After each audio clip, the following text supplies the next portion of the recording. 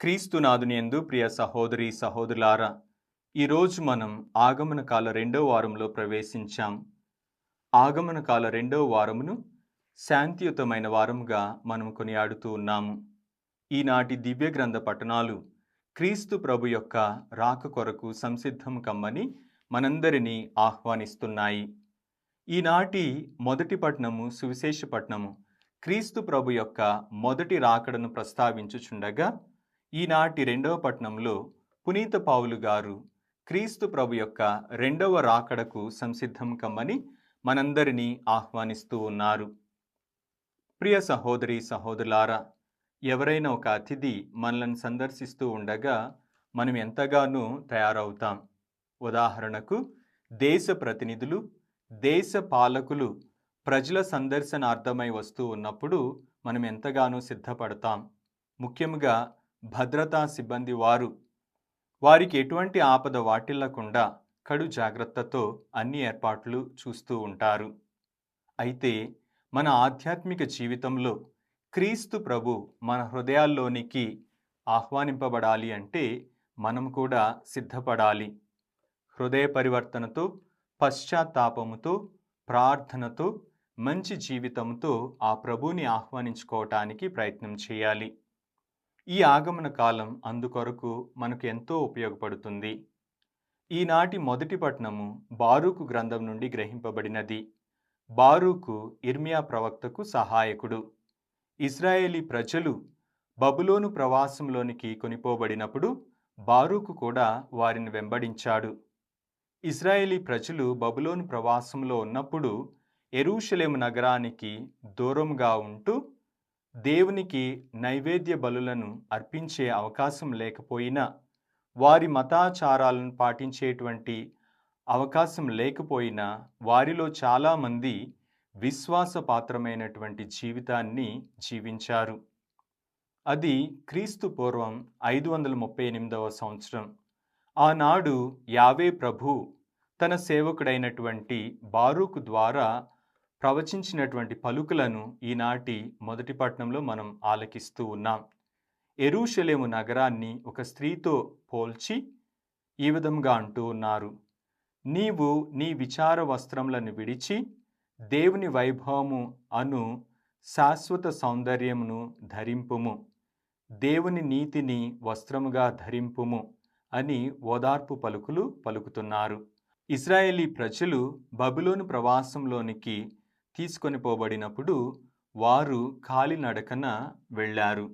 అయితే యావే ప్రభు ఈ విధంగా వాగ్దానం చేస్తూ ఉన్నాడు: నీ దేవుడు నీ ప్రజలను మోసుకొని వచ్చుచున్నాడు, రాజవైభవముతో ప్రజలు వారిని మోసుకొని వచ్చుచున్నారు అని ఓదార్పు పలుకులు తెలియచేస్తూ ఉన్నారు. ప్రియ సహోదరి సహోదరులారా, ఈ ప్రవచన వాక్కులు ఇశ్రాయేలీ ప్రజలు బబులోను ప్రవాసం నుండి వారి సొంత దేశానికి తిరిగి వచ్చినప్పుడు నెరవేరాయి. ఈ సందర్భంగా దేవుడు చేసిన వాగ్దానాలను తప్పక నెరవేరుస్తాడని మనం తెలుసుకుంటున్నాం. ఉన్నత పర్వతములను, శాశ్వత నగరములను సమము చేయండి. దేవుని యొక్క కరుణ, నీతి వారిని నడిపించును అని బారూకు ప్రవక్త తెలియచేస్తూ ఉన్నాడు. ప్రతి లోయ పూడ్చబడాలి, అదేవిధంగా ప్రతి కొండ సమము చేయబడాలి అని చెప్పి ఆ ప్రవక్త ద్వారా ఇశ్రాయేలీ ప్రజలకు తెలియచేస్తూ ఉన్నారు. ప్రియ సహోదరి సహోదరులారా, ఈనాటి సువిశేషము లూకా సువార్త నుండి గ్రహింపబడినది. లూకా సువార్త 3వ అధ్యాయం 1వ వచనం నుండి 6వ వచనం వరకు. ఈ మొదటి వచనాలు మనం పరిశీలించినట్లయితే, లూకా సువార్తీకుడు రోమను ప్రభుత్వ అధికారుల, అదేవిధముగా యూదా పాలకుల పేర్లను పొందుపరచటం మనం గమనిస్తూ ఉన్నాం. యోహాను బోధ పరిచర్య కేవలం మెస్సయ్య రాక కొరకు ఎదురుచూచే వారిని ఉద్దేశించి మాత్రమే కాకుండా, ఒక మతపరమైనటువంటి పరిచర్యగా మాత్రమే కాకుండా, క్రీస్తు ప్రభు యొక్క రాక ఒక చారిత్రాత్మకమైనటువంటి సంఘటనగా తెలియచేస్తూ ఉన్నారు. యెషయా గ్రంథం నుండి 40వ అధ్యాయం 3వ వచనం నుండి నేడు మనం ఆలకించినటువంటి సువిశేషంలో ఆ మాటలను పొందుపరచడం ద్వారా ఆ ప్రవచనాలు బప్తిస్మ యోహాను గారి యొక్క పిలుపు పరిచర్య ద్వారా నెరవేరుతున్నాయని మనకు తెలియచేస్తూ ఉన్నారు. ప్రియ సహోదరి సహోదరులారా, బప్తిస్మ యోహాను గారు క్రీస్తు ప్రభు యొక్క రాక కొరకు మార్గంను సిద్ధం చేయటానికి విచ్చేశారు అని మనం తెలుసుకుంటూ ఉన్నాం. ఇక్కడ ప్రతి లోయ పూడ్చబడాలి, ప్రతి పర్వతము కొండ సమము చేయబడాలి అంటే ఇక్కడ భౌతికంగా బాహ్యంగా ఒక మార్గాన్ని ఏర్పాటు చేయటం కాదు, కానీ క్రీస్తు ప్రభు మన హృదయాల్లోనికి ఆహ్వానించుకోవటానికి ఒక మార్గంను సిద్ధం చేయమని బప్తిస్మ యోహాను గారు మనందరికీ ప్రబోధిస్తూ ఉన్నారు. ఈ లోయలు కొండలు అంటే ఏమిటి? బహుశా మనలో ఉన్నటువంటి అహం కావచ్చు, మనలో ఉన్నటువంటి పాపం కావచ్చు, మనలో ఉన్నటువంటి ద్వేషపూరితమైనటువంటి ఆలోచనలు కావచ్చు, వీటన్నిటినీ మనం తీసివేసి ఆ ప్రభు యొక్క ప్రేమతో మన హృదయాలను నింపుకున్నప్పుడు మాత్రమే మనం ఆ ప్రభువుకి ఒక స్థానాన్ని మన హృదయంలో కలిగించగలం.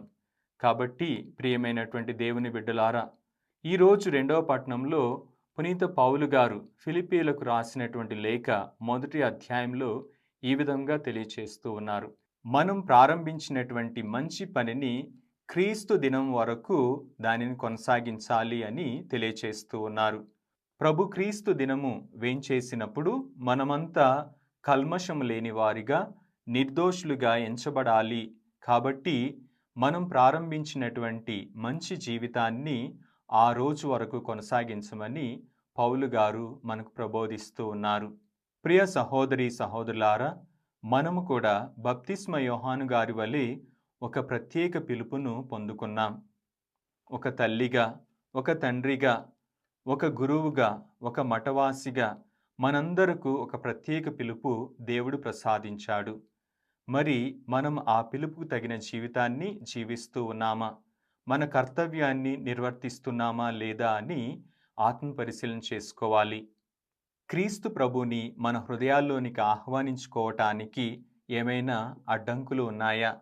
ఏమైనా అడ్డుగోడలుగా నిలుస్తూ ఉన్నాయా అని ఆత్మపరిశీలన చేసుకొని శాంతియుతుడైనటువంటి ఆ ప్రభువుని మన హృదయాల్లోనికి ఆహ్వానించుకోవటానికి మన జీవితాలను, కుటుంబాలను శాంతితో నింపమని ఆ ప్రభు రాక కొరకై 1000 కనులతో ఎదురు చూద్దాం. ఆమెన్.